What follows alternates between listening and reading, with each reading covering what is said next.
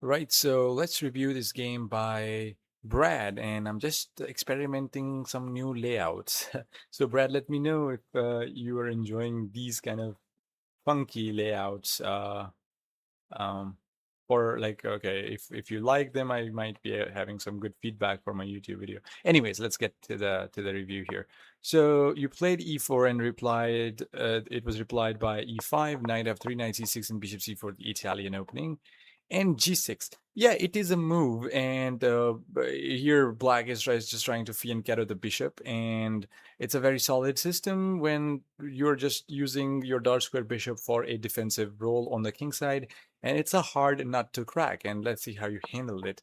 D4, yeah, I think that's very good, striking right in the center. So pawn takes, knight takes, attacking the knight. And this does transpose to some sort of, I mean, not exactly transposes, but does look something like the Sicilian dragon, except for the fact that E pawn is missing for black instead of the C pawn. If the C pawn was like, let's say in this position, you shift this E pawn, C pawn to the E pawn's place, it would be exactly an accelerated dragon. But here it's a slight difference. So the knight is put to E7 because black would love to keep the dark square bishop as open as possible. So, okay, here you eliminated the knight on c6, which I think might be not something I would have done. Basically, I would have just continued with maybe castles. After bishop g7, I would have played c3 and kept my knight on the d4 square because it's really nice there. And in anytime black takes it, I'm just going to take it back with my pawn and have a nice pawn duo in the center. So yeah, I saw that you also like to take this knight on c6 in that Sveshnikov line, which we have discussed already in one of the earlier reviews. The point, like on a fundamental level, is that knight develops itself to f3, then to d4, and then to c6. So it takes 3 moves for this knight to eliminate or trade off that knight, which only moved 1 square. So I might not be really sure if that is the correct move. So here white does have the advantage, 0.8. The top moves are bishop g5, pinning the knight down, of course. Very sensible, makes a lot of sense. Queen f3, putting a direct checkmate threat on your opponent. That is also very nice. And bishop e3, taking advantage of the fact that black has not played d6 or the knight to f6. So there is no knight g4, so we can immediately play bishop e3, knight c3, queen d2, castle long. That perk defense idea kind of thing, like bishop g7 you can go. The knight is well protected here, so you can go queen d2. And if black castles long, we just play like maybe knight c3 to start with so that we can have some long castles ideas. And then we have the similar sort of idea against the perk. Bishop h6, trade off the bishop, h4, h5, castle long, similar story. So we can do that basically against many of these fianchetto kind of positions. So this is, I thought was, okay, that was nice. Bishop e3 in this position. One knight takes on c6. Okay, computer says it's fine. It's not bad, but like it's something that basically frees up the position for your opponent as well. Like this knight will be then recapturing, and then the bishop. Okay, the bishop of course will develop to g7, but the queen opens up and d6. So basically, here we are not actually going after our opponent's throat. We are just basically saying like, okay, you play. We also play. Everyone here is to play. We should have the chance to play, and we are being merciful at our opponent by capturing on c6. It's not bad, but it's not like philosophically correct. Um, okay, so after takes, queen d5, threatening mate. Okay, that's a very nice, strong threat. Queen should come out to e7, I believe, and then bishop g5. Deflection tactic, kind of, but yeah, also the bishop is protected. So now, isn't your opponent in grave trouble, I guess? He should be. Like, he has to play something such as f6. Bishop drops back to g5, bishop g7, castles, queen e6. And yeah, right decision to not trade. Whenever we want to trade the queens, we always want to ask this question to ourselves that whose king is more safer? And you absolutely spot that. I mean, I like that decision. I think Engine should also appreciate it. Yeah.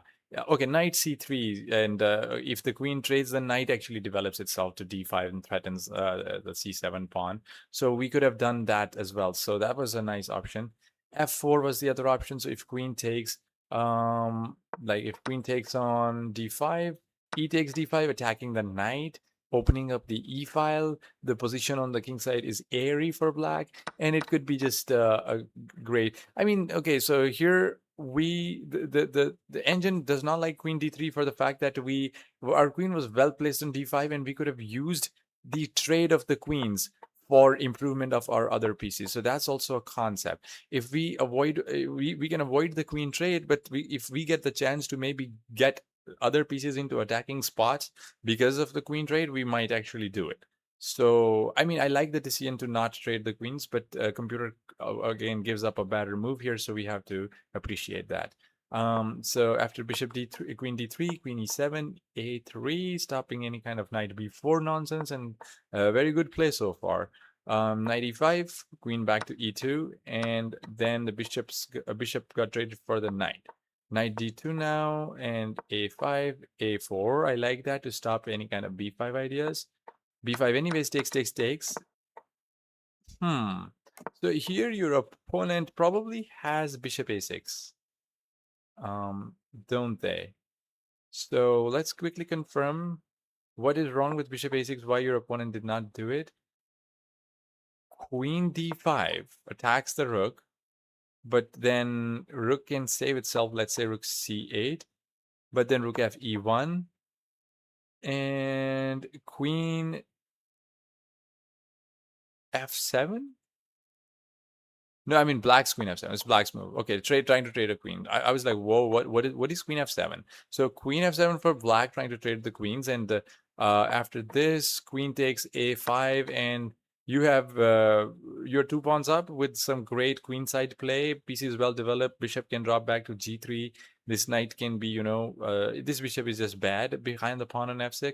So you're just dominating your opponent on this position. So I don't know why your opponent could still have actually gone for that line. That would have given him best chances. Maybe you have missed. Maybe you miss queen d5 here. Let's say you move the queen back, you lose the rook. So some chances at least, like should make you nervous at least. Although not really a big deal. But after castles is just bad. Queen d5 check immediately wins the rook in the corner. So you grab the pawn on a5, and basically the position is so good that anything is winning. So, but yeah, I believe you should have found that queen d5 forking idea. So, yes, Brad, whenever you have like 8 minutes, okay, you have to set this goal for yourself that I must not miss any tactics if I have more than 5 minutes on the clock. So, if you have less than 5 minutes on the clock, you can forgive yourself for missing tactics. But more than 5 minutes on the clock, there is no excuse for missing tactics. I mean, so like here, we must see in every position what pieces for our opponent are undefended. This rook is undefended, and undefeated loose pieces drop off. This is the famous cliche in chess, and you always should look for these kind of forks against the loose pieces. Um, Okay, so the position started to consolidate for black here, and now it's tricky. Although you still have great chance because of this passed pawn on the b file, and for that reason, white's position is better. But it could get a little scary. This bishop is a loose piece, and it can drop off. You drop it back to g3. There is f4. So queen c7 probably to bring the queen back and try to trade it, and at least vacating the b file for the pawn to move forward. Queen d6, it says, is a better response. I'm not sure why though, because I think you achieve the same kind of purpose from both squares. Let's see what the difference is. Queen d6, there is rook f8 in this position, but what happens after queen c7? There is queen g4 check, and bishop drops back to g3. There should be queen b4, it says. Okay, queen b4.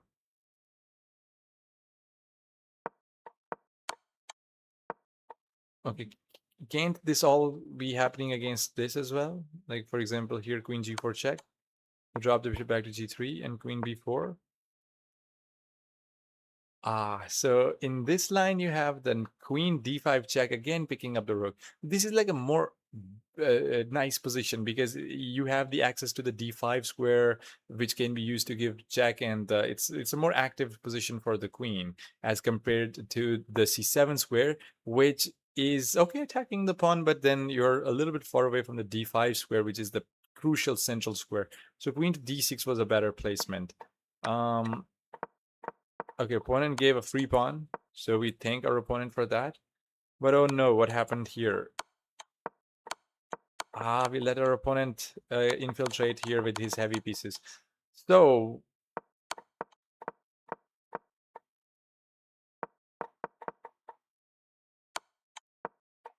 okay, the correct move was king h1, and it was equal. Queen f3 check, and it's a repetition.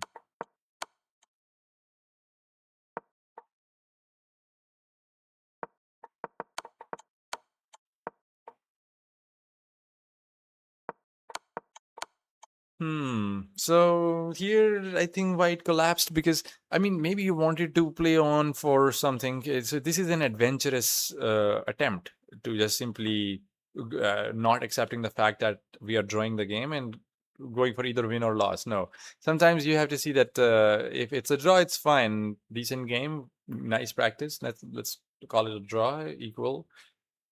Let's go to the next game. But we try to be adventurous sometimes and then lose the game like this. Here, check, and again, king g1 holds for the moment.